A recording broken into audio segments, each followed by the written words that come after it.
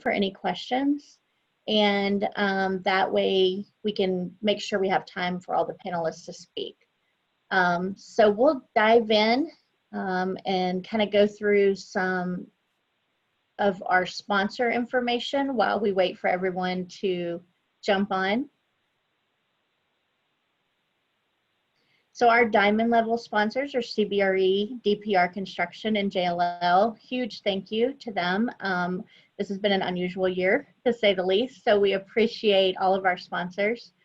Here, we'll take just a second so you can absorb all their logos and names. And just want to, again, thank you to all of our sponsors. You really keep CoreNet moving forward. Thank you to the specific mega event sponsors, Alfred Williams, CBRE, C-Design, LS3P, McVeigh and Mangum, and Turner. And then we have a session sponsor for this specific panel, Designing for the Future, and that's Turner. And ironically, they're building for the future. So I think we've got a quick clip from Turner, and we'll give them a minute to speak on who they are and a little bit about their company. Turner Construction Company was founded in 1902 in New York and is one of the largest general contractors in the United States.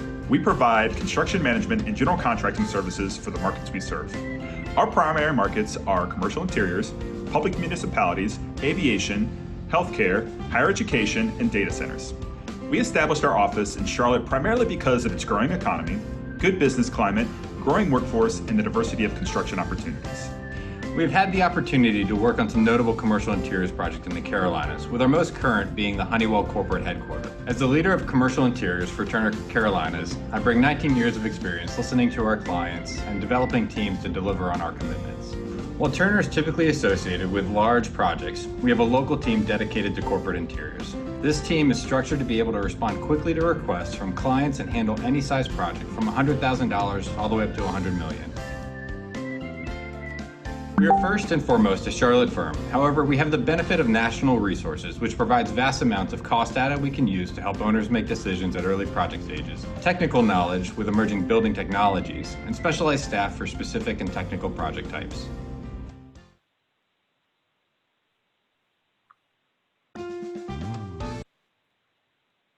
All right, thank you. And I'd like to introduce the panelists real quick, if we can flip to that.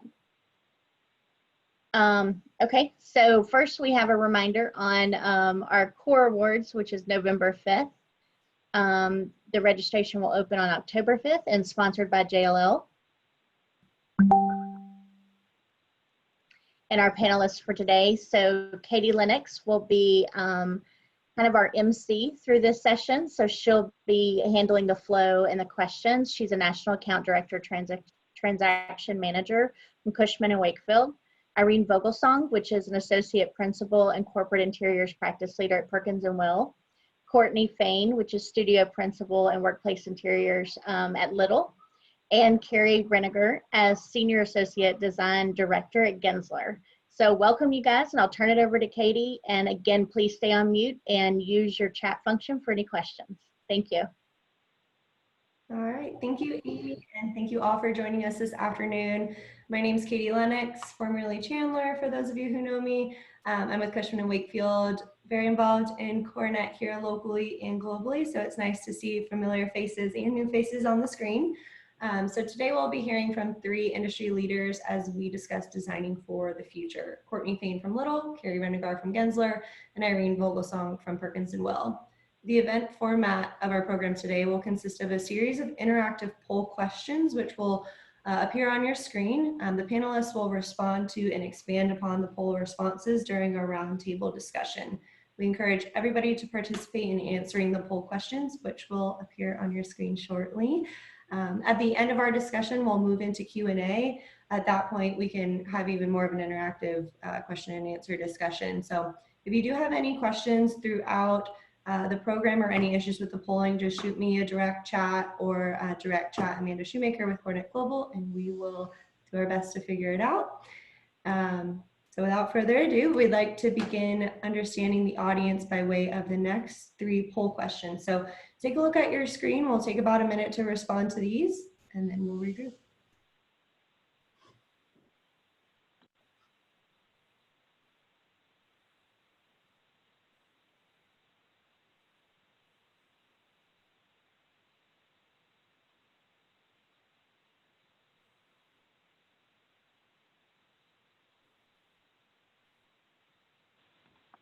So I guess we decided against the wait music, the Jeopardy music here while we do the poll question.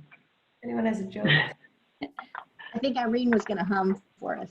No, Yeah, right. you don't want that. Not even my humming is good. All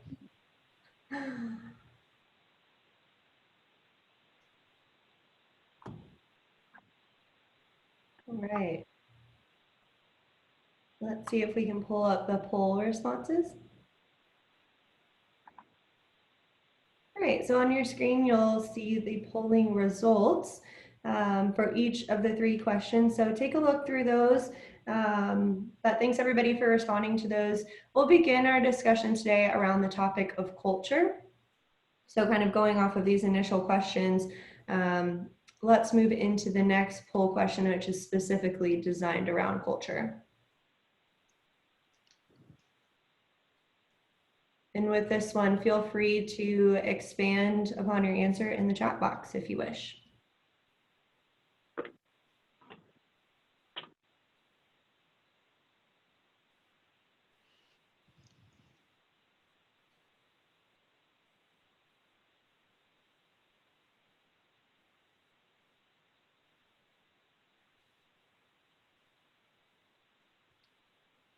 All right, let's see those responses. Perfect. So it actually looks like the majority of you mentioned that your culture feels weakened as a result of working from home during the pandemic. I'll turn it over to Carrie Renegar with Gensler, who will expand upon the concept of company culture as we look to designing the future. So Carrie, what are your thoughts on these responses and what is culture? Yeah, sure. Thanks, Katie. So I'm not surprised to see that most people feel like their company culture has been weakened since working from home. A lot of our research at Gensler with our clients has shown that that is overwhelmingly a response. I will say some of the things that we've tried to do and that we've tried to do with some of our clients to strengthen and make sure that we have that that tie to our colleagues and our teams are simple things like we have a 30-minute weekly, it could be with your team, it could be with your studio chat, and it's a drop in, drop out. You don't have to be there for the full time or the beginning, but we don't talk about work. So that's the rule, right? It's a way of still creating those water cooler conversations, even if it's a little less organic than like bumping into somebody, grabbing a cup of coffee in the work cafe. It's still a moment where you can drop in and drop out and have conversations. It's, you know, how is your kid doing at school, or how are the dogs, or, you know, did you do anything fun this weekend? So it's just a way to connect. Another one that we've done is sort of coded it as QC, which some of us will think that means quality control or quality check, but, and that's through IM. So if one of your teammates if you get an IM that says QC, you know that one of your teammates needs something. And it's just that signal that I may need to talk to you for 5 minutes. Maybe I'm having a bad day and I just need to run something by you, or maybe it is actually work related and a deadline, but it's our kind of our little code. If you get a chat that says QC, you know somebody wants to connect with you. So, I mean, I don't know, Courtney, are there ways that you guys have been trying while working from home? I know you're in a little bit different situation. We're fully remote. You guys do have some people going back to the office that you're trying to connect? Yeah, we try to coordinate the times that we're coming in, the days that we're coming in, to get people here who feel comfortable. I think our big concern right now is how can we, I mean, you just saw it in the poll results. A lot of people say their culture feels weakened, or it's kind of too early to tell. So how do we not lose so much ground in this time, but then also how are we going to change how we can kind of make our culture stronger in the workplace and beyond the workplace even after this? Because I feel like it's, you know, culture and office and culture and people, it's kind of the chicken and the egg, because the people are what make the culture, but the office, then it really is a cycle. So I think that's what we're really trying to hold on to, or what we're trying to really enforce with our clients. Yeah, definitely. That's awesome. And then I guess coming back to Katie's question about what is culture, right? Culture used to be this warm and fuzzy thing. many leaders really didn't think it directly impacted their business. However, we now know culture is one of the most powerful drivers of organizational success. So, I mean, again, we saw people say culture and camaraderie on our questions are the most important thing. And that goes back to this organizational driver and organizational success. So positive culture has a direct and measurable influence on business outcomes, from employee engagement, talent retention, to revenue generation and innovation capability. So it's really important. Culture really does drive an organization, but positive culture also enriches the workplace, and the workplace enables people to flourish and be their best. So they go hand in hand. Yeah, great points, Carrie. So let me ask you, how do you believe the workplace impacts or informs the company's culture? So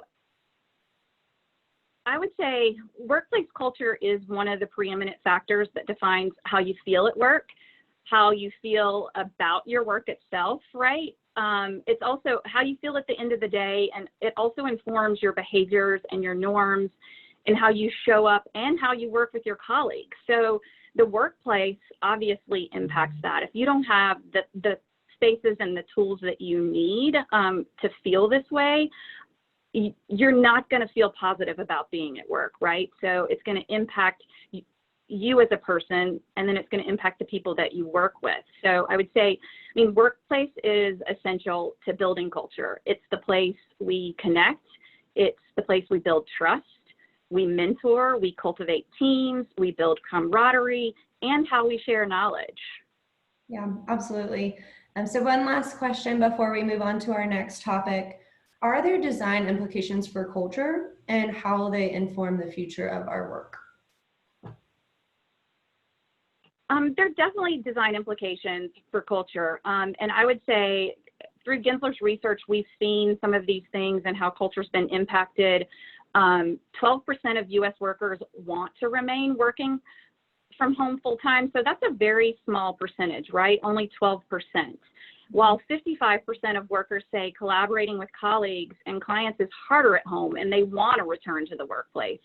So we know that, that there are going to be design implications, right? So the way we work has been forever changed. And really, I think there's going to be a hybrid reality that we're all going to have to embrace. And we've seen, you know, organizations are struggling to develop a solution to what this hybrid reality is. And we've been listening and working with our clients, and those that have created a successful path forward have a plan that is driven by their values and their culture. And we're seeing three common threads through that: really prioritizing the well-being of employees, which Courtney's going to elaborate on in a bit, embracing a virtual and an in-person workplace. So that can mean providing equal opportunities for connection no matter where you work, to ensure that you are collaborating seamlessly across time and space, and also focusing on the flexibility and adaptability of the workplace. So basically primary focus in space and technology that accommodate co-creation among teams from a variety of locations. Well, thank you, Carrie. So with that, let's move into our next section by way of the next poll question regarding well-being. So take a look at your screen and we'll take a couple seconds to respond.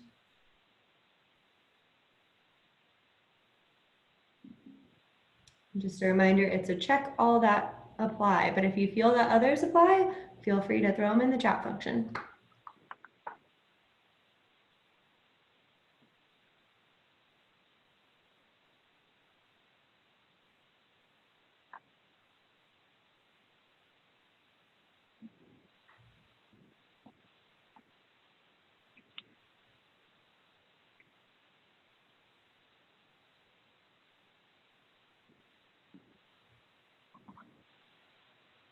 All right, let's pull up those results.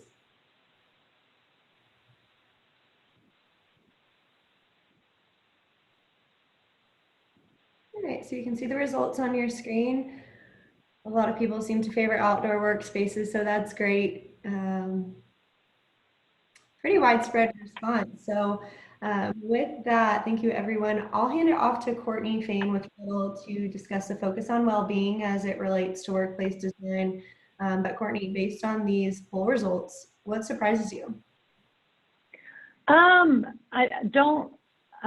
not really surprised it's all over the place, I guess. I know when we were practicing this, it was 100% HVAC guidance, and obviously that's because there are about 3 or 4 of us voting on it. But I think that there's obviously not a right answer, and I think we're probably going to see all of these, I think, in different ways. I think the outdoor workspace in a climate like the Carolinas, that's probably more likely. Also, we're more likely to sweat than to freeze to death here.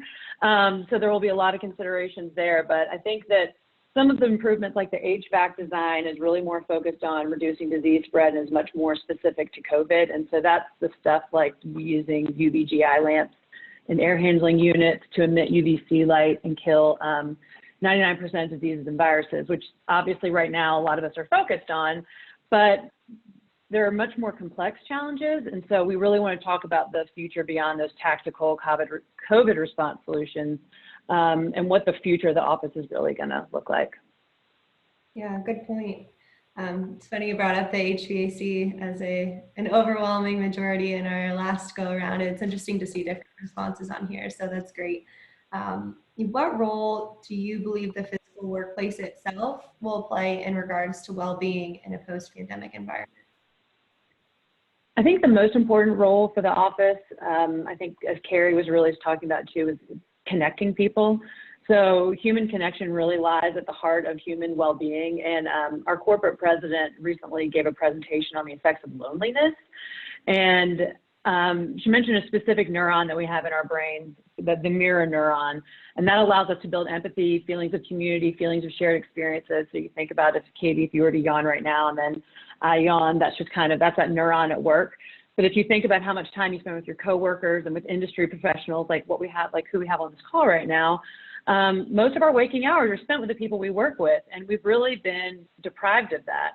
So we're already starting to see that social isolation and disconnection from our work communities really is taking a toll. So just to put some numbers to it, from January to June of 2019, 11% of adults reported symptoms of anxiety or depressive disorder.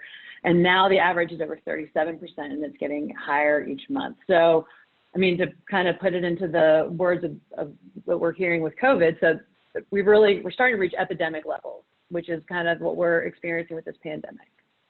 Oh, that's a really powerful statistic and something we should all keep in mind as we navigate through this new normal.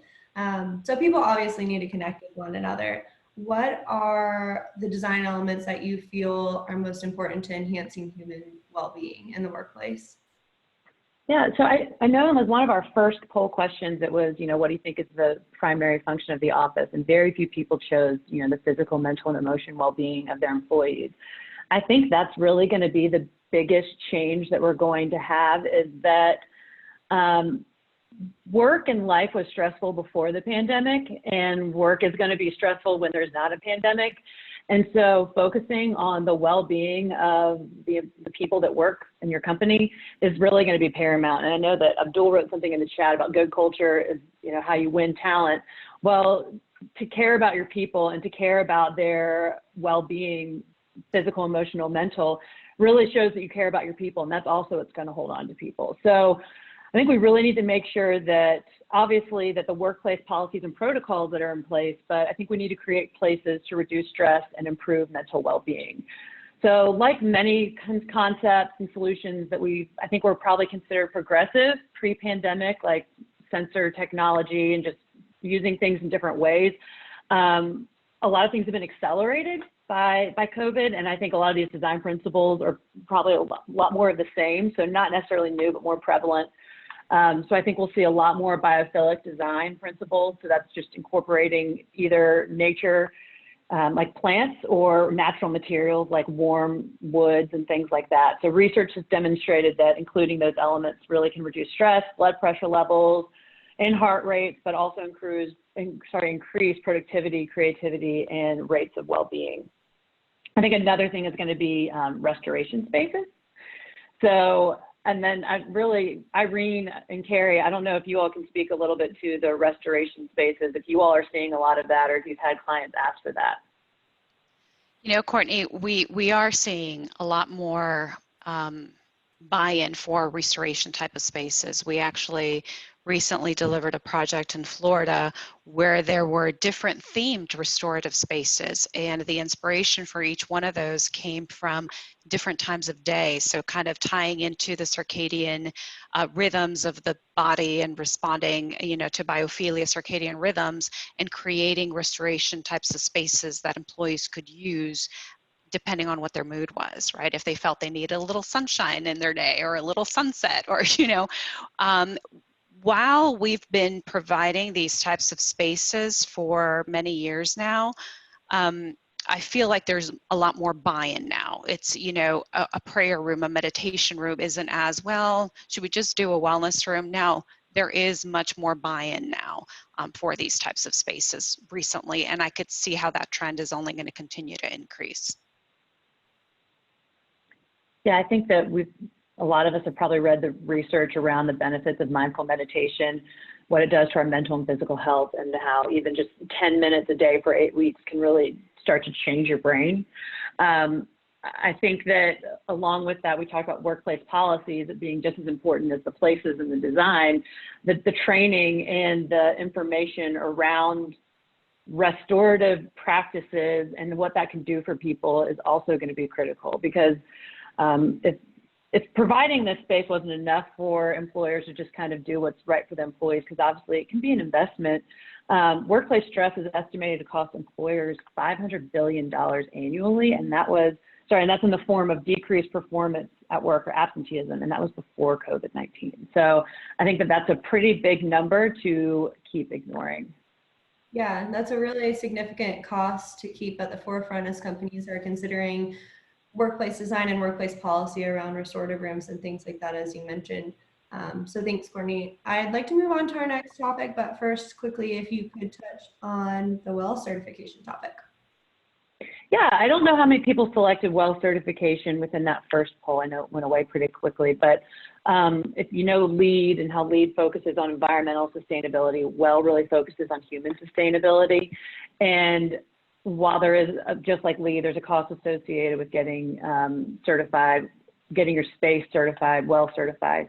We estimate it's about 3 to 5% increase in the cost for the whole project. It's about 50 cents a square feet. There's obviously the economies of scale. But one of the big positives there is that you have to have the space, you have to have everything checked. So the air quality, the water quality, sorry, my shades are going down, so I'm probably getting very dark right now.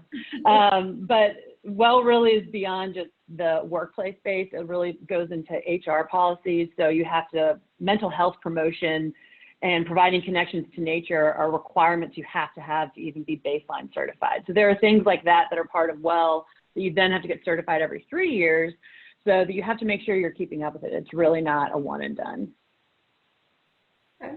That's interesting, and something just to keep in mind as we take these topics back to our own workplaces. So thank you, Courtney. Moving along to our final topic on innovation, please consider the following poll question, which will be up on your screen in just a moment.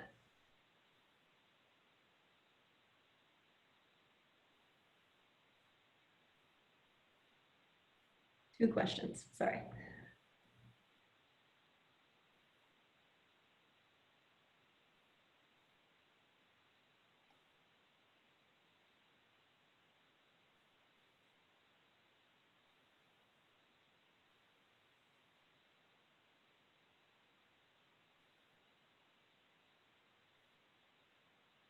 Okay, and similar to the last poll, if you have anything additional to add, feel free to include it in the chat box. All right, let's see those results.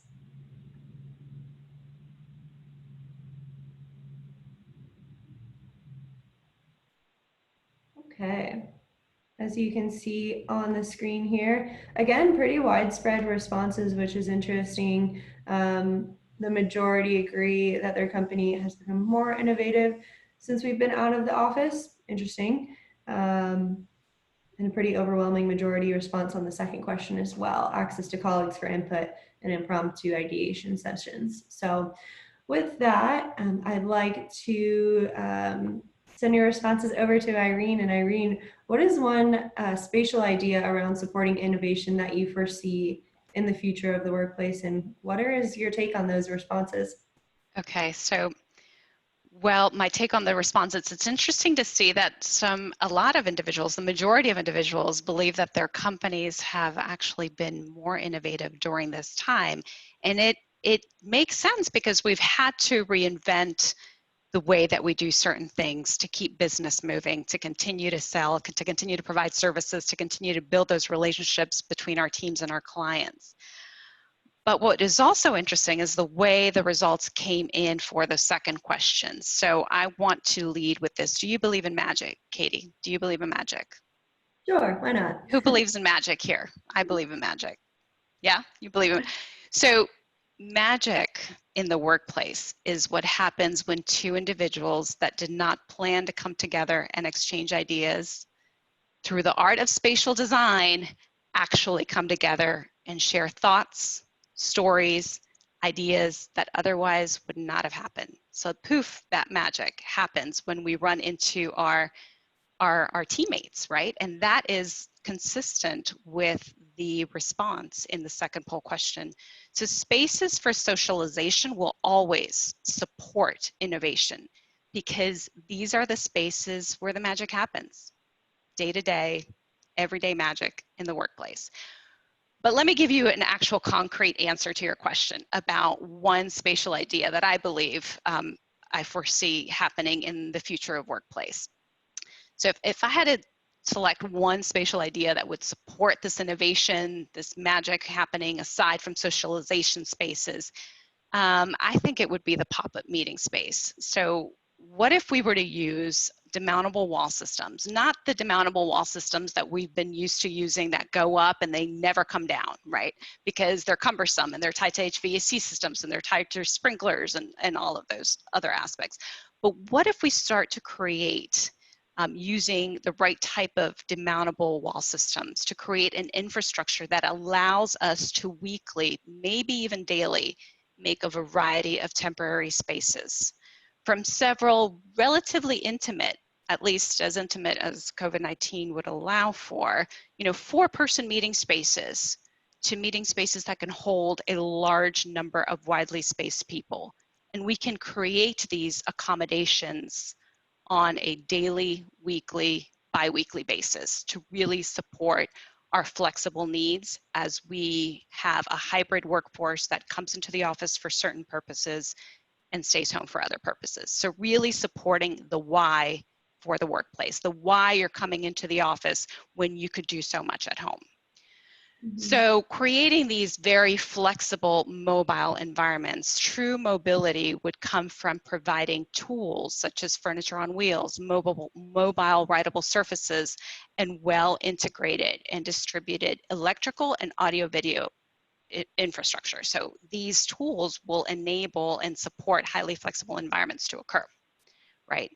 And thinking about the role of technology and how technology will play out in designing for innovation and supporting these types of spaces, well, these easily reconfigurable meeting rooms would have potentially automated, digitally activated features and seamless technology that is mobile, that is flexible, and that interacts with this room that we're creating.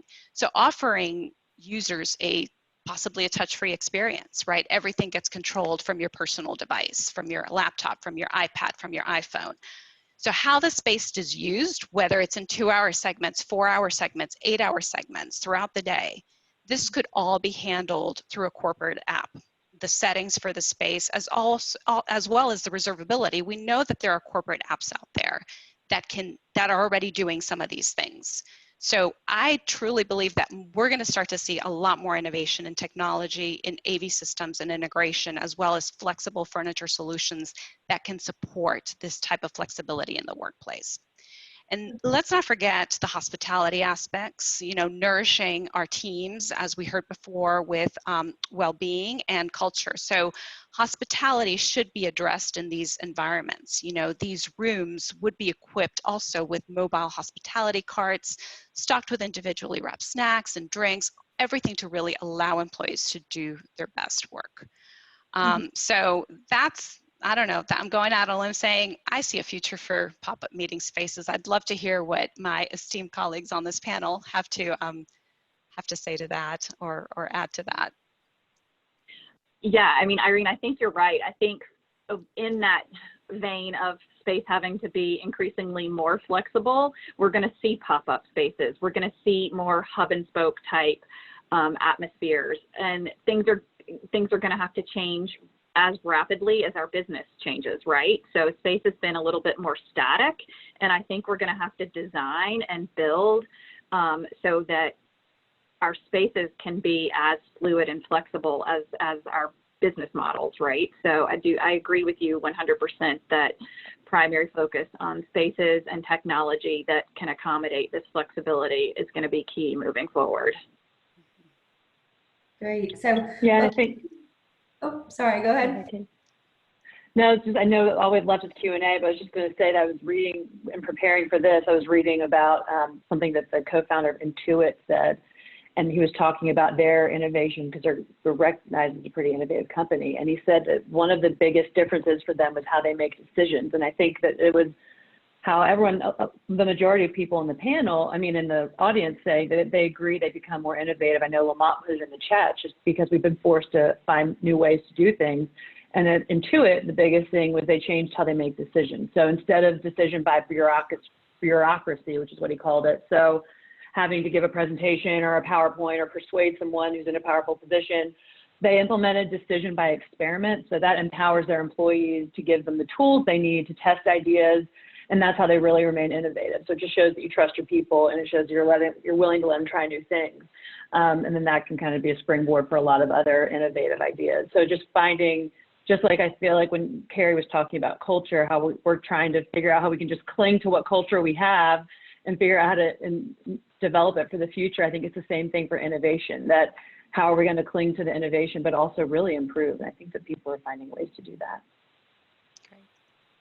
Great.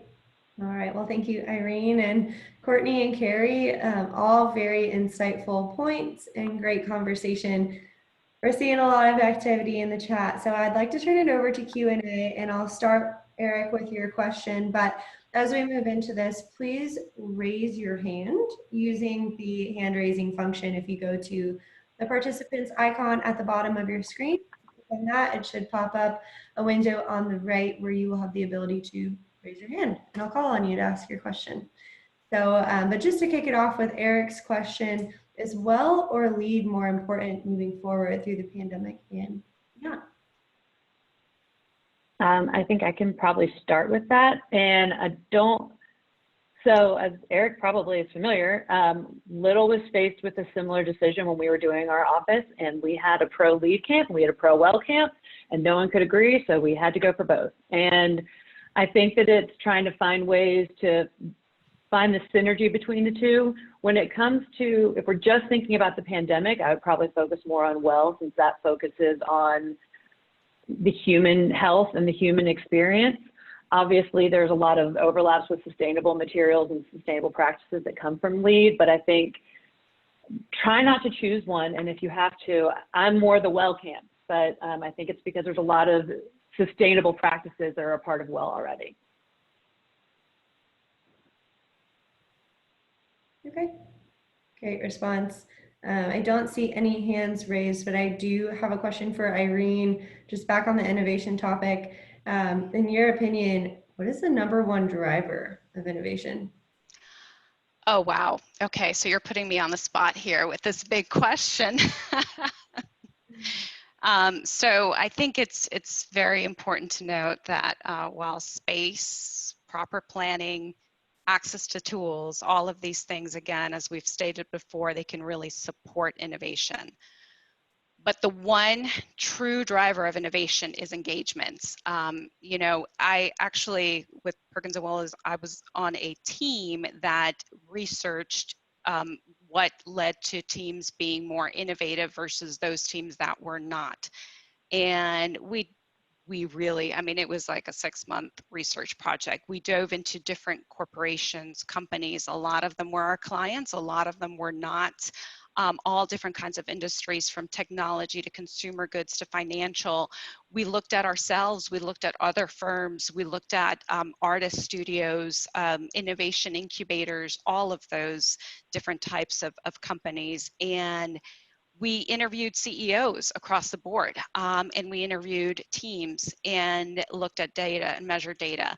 And it all came down to the most innovative teams were the most engaged teams. This sums up everything that you really heard from my colleagues on this panel. Engagement comes from trust in one's organization. It comes from strong relationships between team members, and it comes from purpose in one's role in the team. And that is very important to remember. If you have a team member that may be engaged with the company, but they're not engaged in the role they have on that team, you're going to lose that engagement. You're going to lose the possibilities of innovation for that team. And the purpose, the greater purpose for the company that they're working for. All of this to say, by far, the most engaged teams are the most innovative teams. The most beautiful of spaces and access to all the best tools are not enough. We need engaged individuals at the heart of it all. I think Courtney's example that she provided with companies looking at their management structure, you know, that reminds me of one of the companies we spoke to, that when teams were coming up with innovative ideas, or individuals coming up with innovative ideas, but they had to go through a series of approvals to finally get their next steps in research approved, at that point they had lost interest, they had lost engagement. We're back to engagement.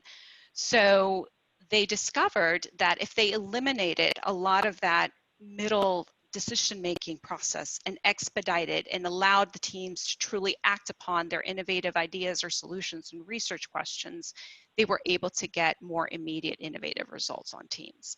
But again, we need engaged individuals at the heart of innovation. Great point. And that kind of ties into Amy's question regarding tips from working from home with more silos and less collaboration. How do you keep people engaged as you're working from home and you might not be physically together? I'm happy to start with that. Yeah, go ahead. If you, okay.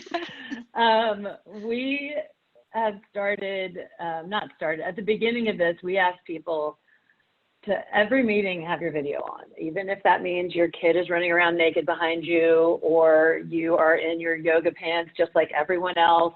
Just put your video on, because it helps. While this isn't necessarily innovation, it just really helps to build that trust that no matter who if I'm talking to Katie and she has a world of madness going on behind her and she's not in her work suit, I still know that I'm connecting with Katie, and we just start to build that relationship and that trust. And like Irene was talking about, that's really what goes and helps the engagement of the team, is that a team that trusts each other is going to work better together.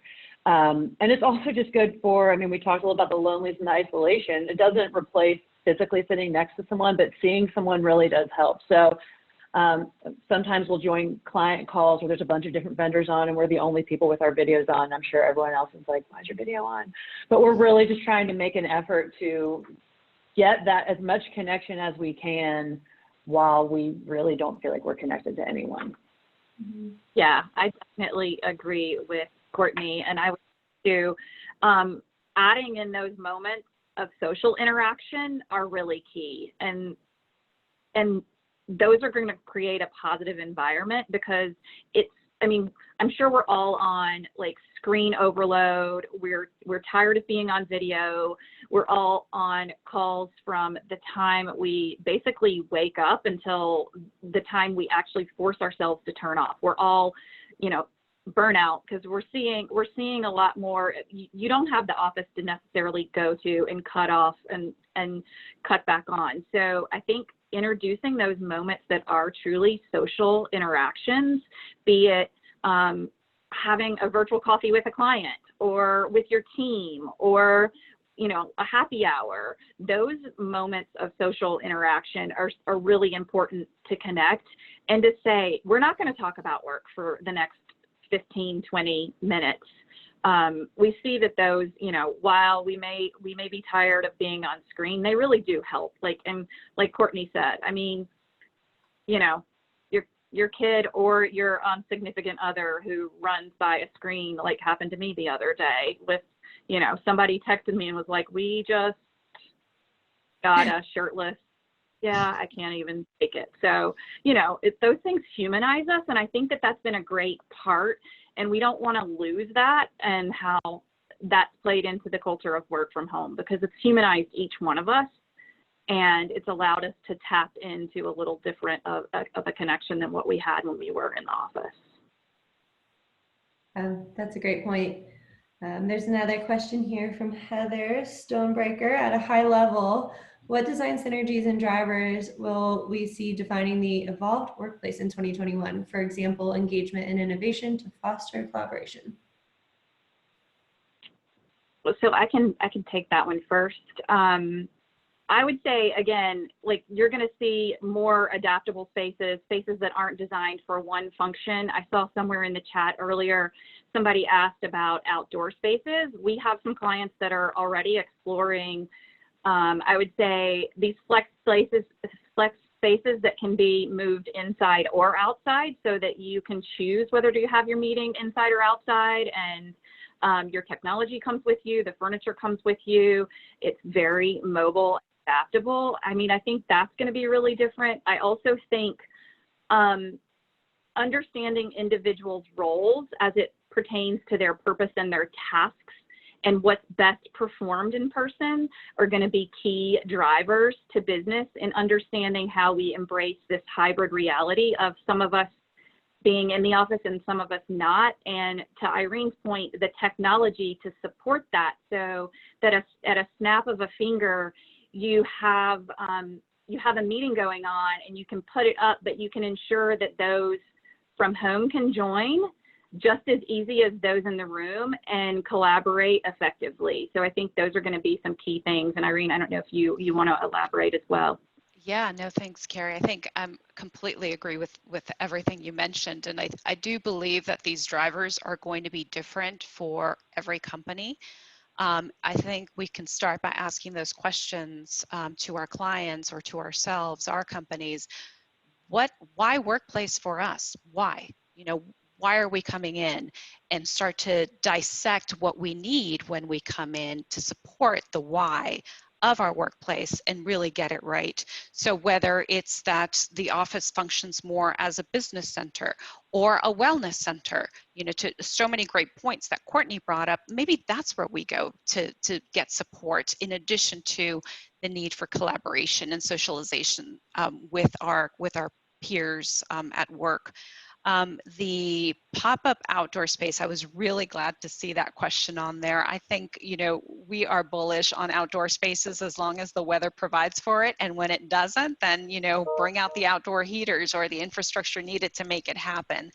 But, we firmly believe the outdoor workspace is here and it's to stay. And a lot of clients are looking at real estate that have the ability to accommodate for those functions. I mean, that was one of the requirements we had when we were looking for our own space. I believe Little, you guys have an outdoor space as well. And it's our outdoor space right now is in the process of being built. And it's gonna be a big part of our return to the studio plan when we have that outdoor terrace available, so that we can open up those doors and let in the fresh air.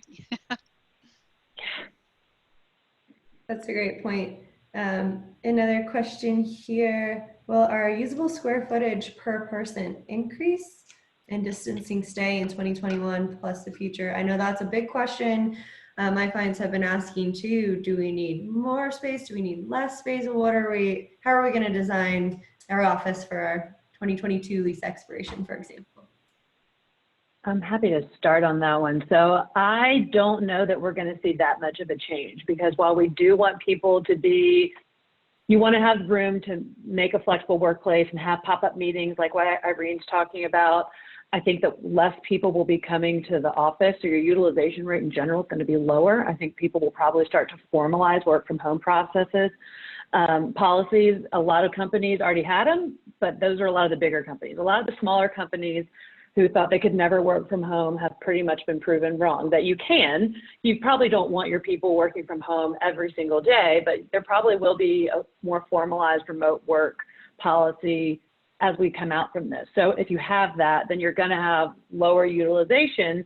So with less people, you don't need as much space. But if they're more spread out, I think you're kind of going to see it balance. I definitely don't think you're going to see it getting tighter. And then do you count the USF per person or per seat? Because then I only stay away from per person just because that flexes so much. But that might be a whole nother discussion. We could have a whole nother conversation about that, Amy. Okay. Great point, Lamont, that a hybrid model may be the new normal, as we talked about earlier. So I don't see any hands raised. Just again, chat function's fine, but if you do have a question to say, speak up, that's fine too. I personally had a question for you, Courtney. You mentioned workplace policy around restorative practices being just as important, if not more important than the workplace design itself. So we can include a wellness room, we can include a yoga room, but if we don't empower our employees to use those spaces, what good are they? What advice would you have for end users and I guess this idea flying around, Sorry, getting some background noise from someone. On mute. Sorry, finish that. Okay. What advice would you have for end users and service providers alike in terms of going back into the office? How do we incorporate these policies into our day-to-day operations?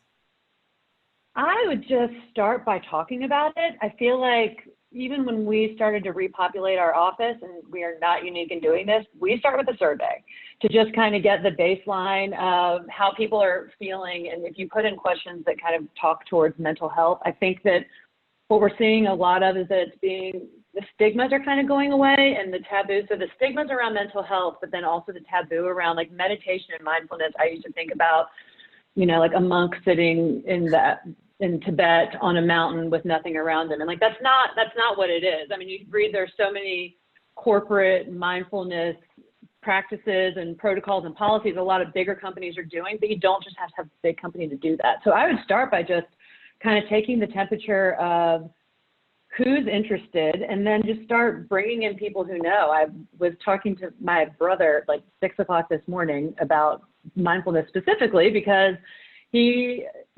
certified, and I don't know what the certifications are for mindfulness, but he teaches it to high schoolers, and he has a master's of education, and he's focusing more on like leadership, and he teaches mindfulness. I'm like, why don't you come and talk to our team and kind of talk to our company? And so I think it's tapping into those resources that you don't even realize you have as resources. I've never thought as like my little brother who teaches at a school in Virginia could be helpful in work, but I think that like we've talked about the hybridity and being more dynamic in the workplace, and I think that's one of those ways that we're going to do that. Sorry, roundabout answer, but. Yeah, no, that's great. Max has a question here. Thanks, Max. Is it more likely or important right now for A&D firms as subject matter experts to be dictating design best practice or discovering best practice client by client? I'd love to get us started on the response for that one. I think it is more important than ever to tailor the design of the workspace to our clients. I believe that our expertise can bring the knowledge forward to guide and ask the right questions, but dictating is never a good idea because we're going to get it wrong. The discovery process is more crucial than ever. Clients who would prefer to bypass the discovery process, it always makes me very nervous because at the end of the day, they're not going to have a workplace that is tailored to them. I think there's a very important role for best practices, and those especially that are backed by data and science, and they can help create buy-in and ask again those questions to create spaces that are truly tailored to the individual client. Mhm. Yeah, and Jessica kind of seconds what you just said there, that design experts asking the right questions is important. That's great. Defining this season, actually. All right, thanks, Jessica. Okay, I think we have time for about one more question. So I'll leave that to the group. Great point, Heather. 1000% agree. Each client has their own needs. All right, going once, going twice. All right, so I did have one more question to expand upon. Irene, you mentioned movable wall systems and mobile technology. That all sounds really cool. How do we make a business case for incorporating those items into our spaces, as they sound kind of expensive? They can be. There are many different solutions out there, and I do think that we're going to continue to see more solutions. The movable walls that we've actually been exploring are systems that can be reconfigured with screwdrivers and a couple of people actually reconfiguring them. There will be more systems, I'm sure, that will be coming out. Furniture companies have already started to introduce furniture that can create space and create flexible space with the additions of screens to separate space and really start to create those boundaries.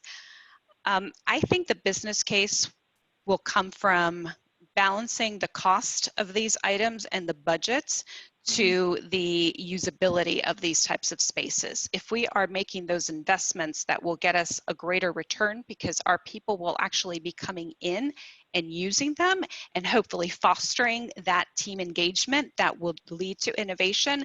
You know, the outcomes, the engagement and innovation factor, it's hard to put a price tag on that. So there's always a balance with the budget. There are different types of systems, technologies, and products out there, and making sure that we're doing our due diligence and evaluating the different costs, the different pros and cons of each, and going back to the possible ROI for companies, balancing it all together. That's a great point. Great response. All right. Carrie and Courtney, if you guys have anything to add to that, feel free. We've got just a few more minutes here. I think Irene covered it. Yeah, I think so too.